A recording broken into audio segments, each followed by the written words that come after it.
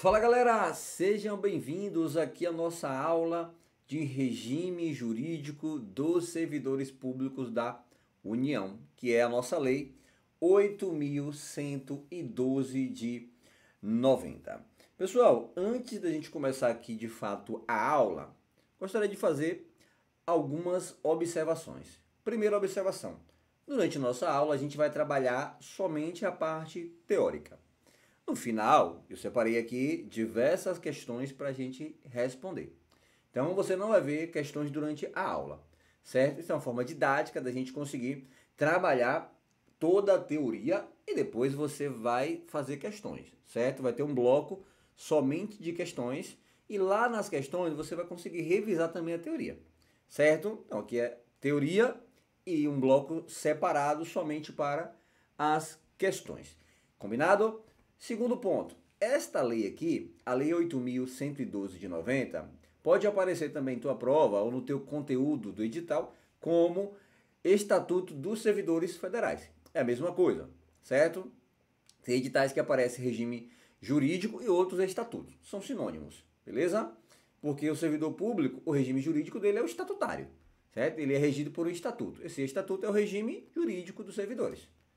É porque tem servidores que não possuem estatuto próprio, aí é regido pelo regime jurídico geral, certo?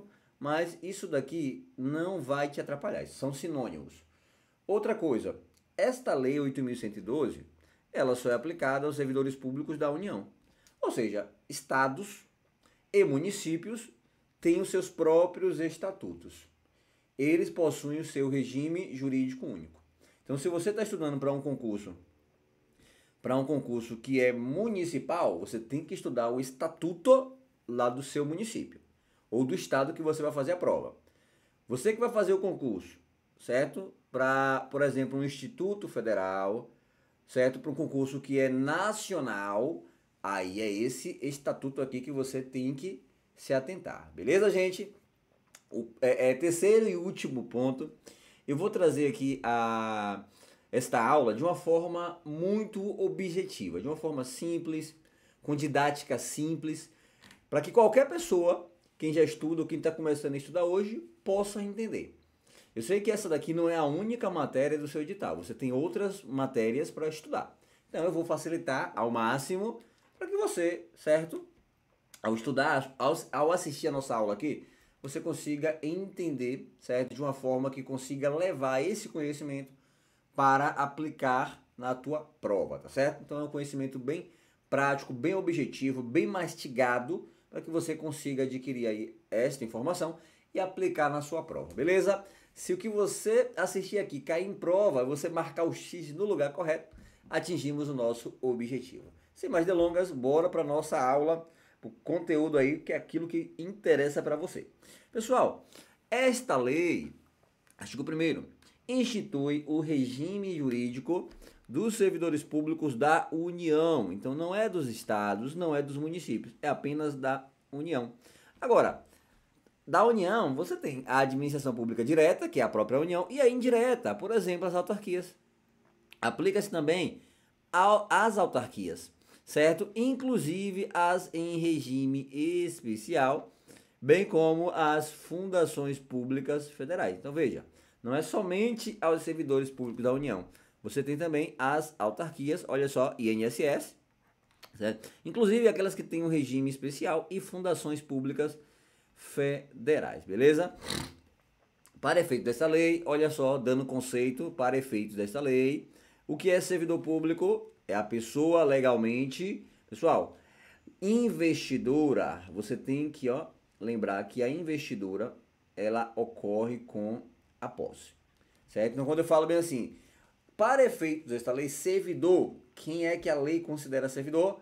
A pessoa legalmente, quando eu falo legalmente aqui, eu estou falando dos requisitos, a pessoa que preenche os requisitos, certo? Os requisitos previstos em lei, maior de 18 anos, gozo com os direitos políticos, em dias ali, né, se você for homem, reservista, alistamento militar e eleitoral, tem que estar em dias com os seus direitos também eleitorais, certo? Então, quando eu falo legalmente, significa que você preencheu todos os requisitos. Investida em cargo público. Quando eu falo investida, você tem que saber que é a pessoa que foi empossada. O que é investir? Você vestir a roupa do serviço público. Essa roupa você só veste quando você é convocado e toma posse. Nomeação, posse e exercício. Daqui a pouquinho veremos qual é cada uma. Beleza? Olha só, a lei também traz o conceito de cargo público. Cargo público, o que é cargo público? Eu já sei o que é servidor. Servidor é a pessoa legalmente investida em lei, a pessoa que tomou posse e preencheu todos os requisitos legais. E o que é cargo público? Professor, o que é cargo público? Olha só, é o conjunto de atribuições e responsabilidades previstas na estrutura organizacional que devem ser cometidas a um servidor. Pessoal,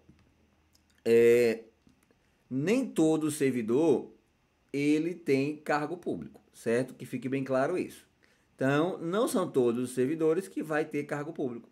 Mas o cargo público, ele é, olha só, ele é acometido, ele é destinado a um servidor. Nenhum cargo público vai ficar vago, certo? Nenhum cargo público vai ficar sem o seu servidor. Mas se cair em prova, todo servidor possui cargo público, tá errado. Tá certo? Existem servidores públicos que ocupam apenas funções públicas. O melhor exemplo é o mesário.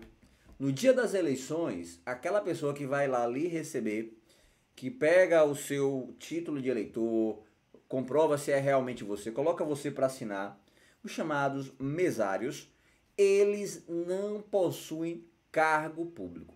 Professor, mas eles estão lá fazendo o quê? Não é o cargo público de mesário? Não, gente. Ela é um serviço voluntário.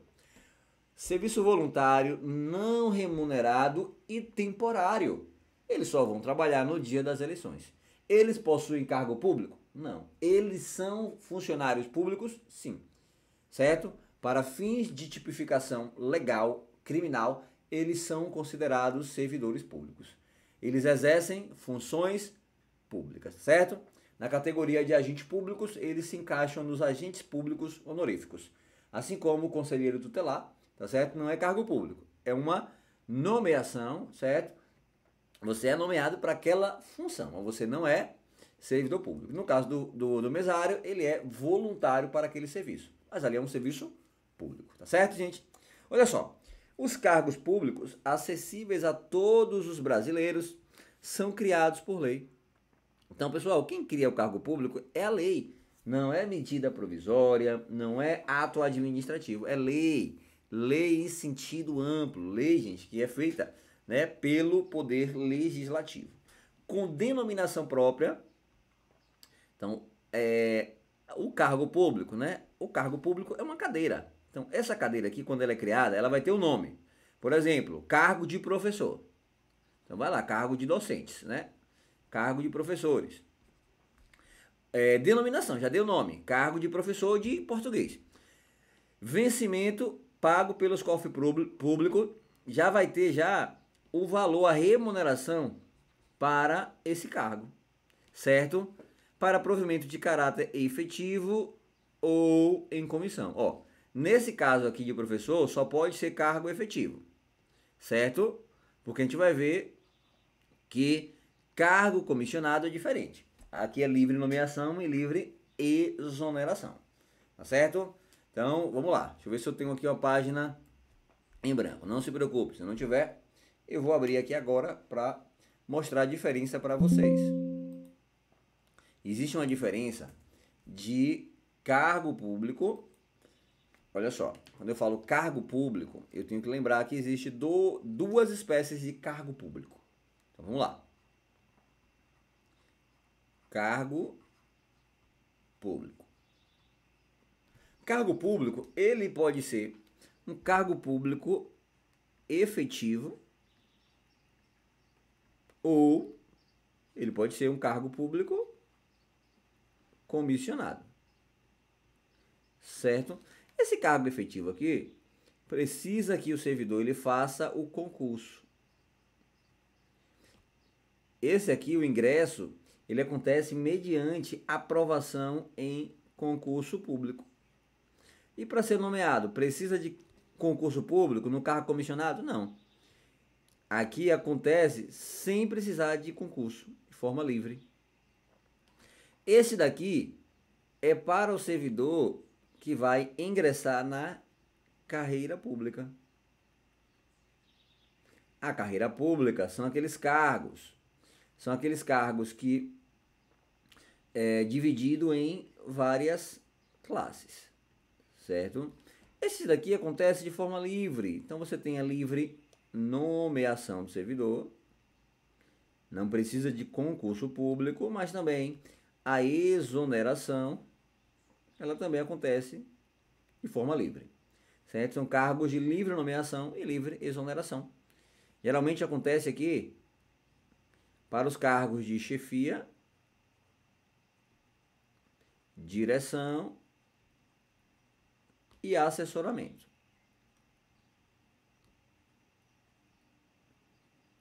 Certo? Acontece nessas três hipóteses aqui a comissão. Pessoal, se aqui é livre nomeação e livre exoneração, esse cargo aqui ele possui característica de ser um cargo temporário. Já esses cargos aqui, efetivo, que eu ingresso por meio de concurso na carreira, esse cargo aqui, ele é um cargo público permanente. Tá certo? Então não esqueçam dessa diferença de cargo público efetivo para cargo público comissionado. Tranquilos? Bora lá. Vamos seguir aqui a sequência, né? Pessoal, é proibida a prestação de serviços públicos gratuitos, certo? Salvo, olha só, aqueles casos que a lei traz uma previsão. Se não houver previsão em lei para aquele serviço público gratuito, é proibido, certo? Essa prestação de serviço de forma gratuita. Todo servidor público tem que ser remunerado. Bora agora para os requisitos básicos de investidura no cargo público. Ó, isso aqui, ó, é aquele caso, ó, da pessoa legalmente, a pessoa legalmente investida em cargo público. É aquela que preenche os requisitos. Quando eu falo requisito, gente, é aquilo que você tem que possuir, certo? Quais são os requisitos para você tirar a habilitação? Ser maior de 18 anos, certo? Ter capacidade, né? Ter capacidade. Então, são requisitos, é aquilo que você deve possuir, beleza? Então, para que você consiga ser investido, lembra que a investidura, ela acontece com a posse. Então, quais são os requisitos para que você possa tomar posse no cargo público? Primeiro requisito, ter a nacionalidade brasileira. Isso daqui a gente tem que fazer uma leitura em sentido contrário. Estrangeiro pode ser servidor público? Pelo menos aqui não. Se for, não vai ser regido pela 8.112. Aí vai ter um regime especial. Tá certo, gente? Olha só. Estrangeiro pode ser servidor público somente naqueles casos previstos em lei. Quais são os casos? Imagine um cientista renomado, muito famoso, estrangeiro, quer vir para o Brasil, assume um cargo público aqui no Brasil. O regime dele vai ser um regime especial, tá certo?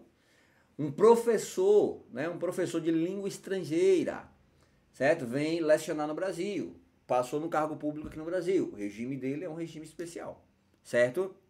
Então, estrangeiro pode ser servidor público? Pode, naqueles casos previstos em lei. Em regra, só pode ser servidor público, aqui para 8.112, aquele brasileiro, tá certo? A lei, ela não faz distinção se é brasileiro nato ou naturalizado. Ela só fala brasileiro. Tem que ter a nacionalidade brasileira. E a nacionalidade a gente adquire de forma originária, nascimento aqui no Brasil, jus solis ou jus sanguinis, ou a nacionalidade brasileira adquirida, ou secundária, certo? Quando você se naturaliza. A lei não faz distinção, só fala que tem que ser brasileiro. Então, fica só nisso daqui, tá bom? Gozo dos direitos políticos. Você que tem entre 16 e 18 anos, o voto para você é facultativo. Agora, você que tem mais de 18 anos e menos de 70, o voto para você é obrigatório. Se é obrigatório você votar, você tem que se alistar. O alistamento é você tirar o seu título de eleitor. Se você não tem título de eleitor, você não está em gozo com seus direitos políticos. Está em falta, está em débito com seus direitos políticos, tá certo? A quitação com as obrigações militares. Você, homem, olha só, você, homem, o serviço militar é obrigatório. Então, tenho certeza que você que atingiu a idade aí de 18 anos, certo? Já se apresentou ou vai se apresentar no serviço militar obrigatório, nem que seja para ser dispensado, certo? Porque se você não se apresenta, você vai ficar na condição de refratário. Refratário é aquele que está em débito com o serviço militar. Então você não vai estar quite, ó, não seja refratário, vai lá e quite, beleza? Vai ter que pagar uma multa, baratinha, gente, a multa é muito barata, beleza? Então se livra aí logo disso daí, beleza? E quitação com as obrigações eleitorais. Deixa eu apagar aqui que eu quero destacar duas coisas. Duas coisas, ó. Gozo com direitos políticos e quitação com obrigações eleitorais. Aqui, gente, está relacionado ao título, certo? Aqui está relacionado ao alistamento eleitoral. É você ir lá tirar o seu título de eleitor. Aqui embaixo, quitação com as obrigações eleitorais está relacionado com o voto, certo? Uma coisa depende da outra. Para você votar, você tem que ter o título. Mas tem gente que tem título e não vota. Professor, o voto ele é obrigatório? Sim. Não significa que alguém vai pegar você, botar no carro e te levar até a escola. É obrigatório. Se você não for, aquilo ali vai gerar consequências. Vai gerar uma multa para você, caso você não justifique o voto. Tem até 3 eleições para você justificar o voto, certo? Se você não justificou, passou 3 eleições, seus direitos eleitorais vão ficar suspensos, certo? E aí você fica impossibilitado de tomar posse em serviço público, porque os seus direitos eleitorais vão ficar suspensos, tá certo? Então, a diferença de direitos políticos para quitação eleitoral, beleza, gente? Olha só, além disso, nível de escolaridade exigido para cada cargo. O cargo, quando a lei cria, a lei já vai trazer qual é a exigência da escolaridade. Tem cargo que é para nível fundamental, nível médio e nível superior. Lembrando que só precisa comprovar na data da investidura, ou seja, na data da posse. É por isso que muita gente fala, só precisa comprovar o teu nível superior na data da posse. Por quê? Porque esses requisitos você só vai precisar apresentar quando for para ser investido. Quando for tomar posse. Foi nomeado. Tem 30 dias, já estou antecipando, viu? Para tomar posse. Beleza? No dia que você for tomar posse, você tem que estar com o nível de escolaridade exigido. Tem que estar em mãos. Beleza? Teu diploma, tua ficha 18, certo? A comprovação que você tem ali a escolaridade exigida para cada cargo. Certo, gente? A idade mínima de 18 anos. Opa! Idade mínima, e não é máxima, mínima de 18 anos. Tá certo? Professor, eu tenho 17 anos. Posso fazer o concurso público? Pode. Pode fazer o concurso público. Agora, você tem que ter 18 anos na data da posse, ou seja, na data da investidura no teu cargo público. Certo, gente? E, além do mais, aptidão física e mental. Aptidão física e mental. Daqui a pouquinho, iremos estudar as formas de provimento. E a gente vai ver que existe uma forma chamada readaptação, certo? Que é quando o servidor ele é considerado inapto, seja física ou mentalmente, certo? Inapto físico ou mentalmente. Professor, então como é que a pessoa vai entrar, ou como é que a pessoa está inapto e continua no serviço público? Deixa eu limpar aqui para grifar, para que você preste atenção. Isso aqui é importante. Essa aptidão está apto, né, gente? Está em condições, seja física ou seja mental, é apenas na investidura. Nada impede que o servidor, depois que foi investido, o servidor, ele quando entrou no serviço público, ele estava em condições físicas ou condições mentais. Só que com o estresse do dia a dia, com o esgotamento físico, ele acabou ficando inapto. Ou, por exemplo, sofreu um acidente, ou estresse psicológico, e ele ficou inapto. Esse servidor, ele não perde a investidura, ele não perde a posse, ele vai ser readaptado, certo? Uma coisa é você estar apto para ingresso, apto para investidura. Outra coisa é você estar inapto durante o serviço, tá certo? Então o servidor, ele tem que estar apto para entrar, ele só entra são, certo, gente? Ele só vai entrar se ele tiver são, seja física ou psicológica. Agora, se durante o serviço ele ficar doido ou ele ficar doente, aí ele vai ser deslocado para um outro local, ele vai ser readaptado, beleza? A gente entra ação, mas se vai sair são, ninguém sabe, né, no serviço público. Brincadeiras à parte, gente, serviço público não tem coisa melhor, tá certo? Se você está estudando aqui é porque você quer ingressar realmente no cargo público. Então vamos lá. Pegaram aqui? Então a gente já viu todos os requisitos, beleza? Para a investidura, ou seja, para ingresso no serviço público. Agora, bora entrar aqui falar sobre o concurso público. O concurso público, né? O concurso, gente, ó, já é a prova que você está realizando, né? O concurso é o certame em que você está participando. Esse certame será de provas. Então, prova objetiva, né, gente? Prova de marcar o X no lugar errado, ou poderá ser realizado um concurso de provas e títulos. Por quê? A lei 8.102 está falando o seguinte, ó. O concurso público, certo? Para o cargo público, que é regido por essa lei, docentes, aí você tem ali servidores públicos federais como um todo, eles irão disputar um concurso público de provas ou de provas de títulos. Tem concurso público, gente, que é só avaliação de currículo, certo? Existe, né, na verdade, é um processo seletivo, né? O PSS, Processo Seletivo Simplificado. Lá no processo seletivo, a lei não fala se tem que ser prova ou prova de título, por isso que a pessoa faz somente avaliação de currículo, porque é mais rápido. Você nomear um servidor, olhou o currículo dele, ó, preenche, esse aqui não preenche. E nomeia muito mais rápido, muito mais prático. Mas aqui não, gente. Aqui é concurso público, aqui são selecionados os melhores, os mais bem preparados. Por isso que é feito uma prova, certo? A lei é quem fala. O concurso público será de provas, então pode ser somente uma prova, certo? Ou pode ser, além da prova, uma avaliação de títulos. Título é o quê? As suas graduações, né? Cursos, saber se você tem especialização, tudo isso vai pontuar, certo? Então o que acontece? Especialização, né? Geralmente é 1 ponto, aí vem mestrado 2, doutorado 3 pontos, tá bom, gente? Não estou dizendo que é isso, estou falando que é em regra, certo?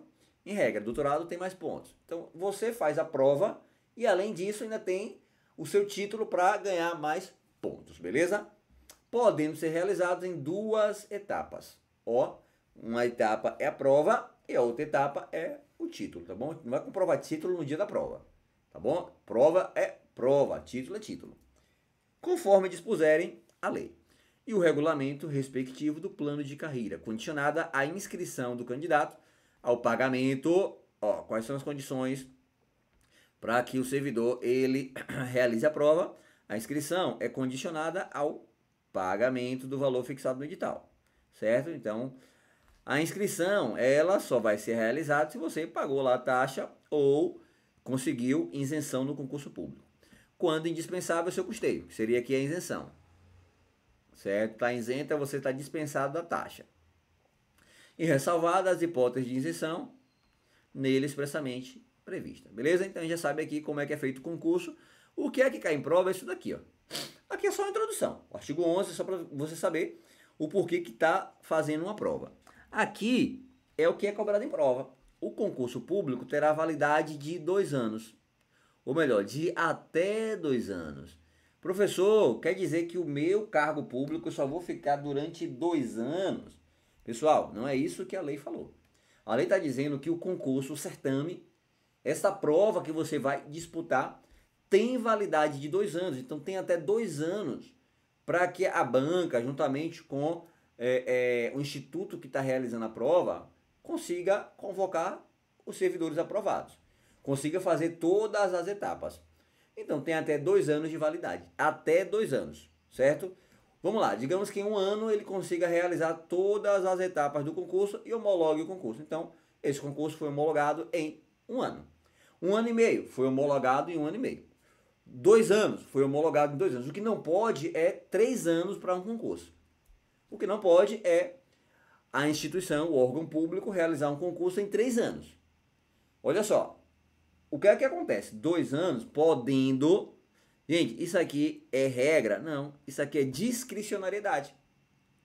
Fica discricionário ao poder público, se quiser, prorrogar por uma única vez, por igual período. Tem que prorrogar por mais de 2 anos? Não, gente, é por igual período. Se o concurso foi realizado em 1 ano, em 1 ano fez todas as etapas e tem condições de convocar os servidores. 1 ano, se quiser prorrogar, prorroga por mais 1 ano. Quem está no cadastro de reserva só vai ser convocado dentro do período de validade do concurso. Por isso que isso aqui é importante. Certo? Servidor público que, ou melhor, o candidato que passou dentro das vagas tem direito subjetivo à nomeação. Então ele pode ser convocado, certo? Ele vai ser convocado. O professor está acabando a validade. Não pode fazer outro concurso público se não for convocado o anterior, certo? Não pode abrir um novo concurso dentro do prazo de validade do concurso também aqui. Certo, gente? Agora, passou o período. O concurso foi de 2 anos. Prorrogou por mais de 2 anos. Ou seja, 4 anos de validade do concurso. Convocou todos os aprovados e não convocou o cadastro de reserva. Já era. Cadastro de reserva não tem direito subjetivo à nomeação. Tem expectativa de ser convocado. Tá certo?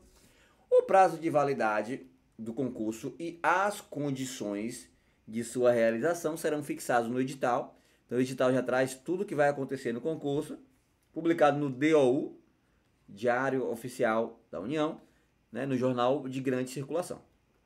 E olha o detalhe aqui, não se abrirá novo concurso enquanto houver candidato aprovado no concurso com prazo de validade não expirado. Então eu não posso fazer um novo concurso, sendo que tem candidato aprovado no concurso anterior, certo? Com prazo de validade não expirado. Beleza? Agora, a gente entra no tema aqui, nomeação. Certo, gente? Ó, nomeação. Como é que acontece a nomeação? A nomeação, ela pode acontecer, e eu acabei antecipando aquele quadro, né? Pode acontecer em caráter efetivo. Lembra do cargo público que eu fiz? Mesma coisa aqui, ó. A nomeação, aonde? No cargo público acontece ou em caráter efetivo ou em comissão. Em caráter efetivo, pode ser cargo isolado, certo? Cargo isolado ou carreira. Pessoal, eu falei lá naquela tabelinha que eu fiz no quadro que o cargo de carreira é aquele que é dividido em várias classes. Certo? Então tem várias classes. O cargo isolado é classe única. Não existe divisão de classes. Você que vai fazer o cargo para docente, né? Tem aí uma diferença, né? Da docente da educação básica e educação superior. Então tem lá nível 1, nível 2, nível 3, nível 4, nível 5, referência 1, 2. Ali são as divisões de classes. Certo? O cargo isolado, ele é uma única classe. Você entrou tesoureiro e vai finalizar a tua carreira como tesoureiro. Não existe divisão, é tesoureiro e ponto final. Tá bom? Não existe essa divisão de classe. O que é que acontece? Nas divisões de classe, existem as promoções, as progressões, certo? Tem progressão e promoção, que é promoção vertical, promoção horizontal. Classe única, cargo único ou cargo isolado não tem. Você entra uma forma e vai encerrar a tua carreira de outra forma. Lógico, tem a valorização, tem a promoção ali, né, no seu cargo, mas não existe essa divisão de classe. E cargo em comissão, inclusive na condição de interino para os cargos de confiança. Pessoal, a diferença de cargo em comissão para cargo de confiança é o seguinte, ó. Cargo de confiança, a pessoa deve ser servidor público, certo? Então a pessoa já tinha um cargo público efetivo e foi nomeado para um cargo ou uma função de confiança. Aqui não, cargo em comissão, primeiro, é para as funções, ó, de chefia, direção ou assessoramento. E aqui não precisa de cargo público. Pode ser até um amigo da faculdade, ó, uma pessoa que fez faculdade com você e você resolveu nomeá-la para aquele cargo público. Já a função de confiança, não, a pessoa já é servidor efetivo. Você quer ver só um exemplo? A pessoa é guarda municipal. É guarda municipal. Vou dar a ela uma função de confiança. Você pegou o guarda municipal, que era classe 1, classe 2, classe 3. Você pegou ele e colocou na função de comandante da guarda. Você colocou ele em uma função de confiança. Uma função que você quer ali os melhores. Você quer uma pessoa que você confia, seu braço direito.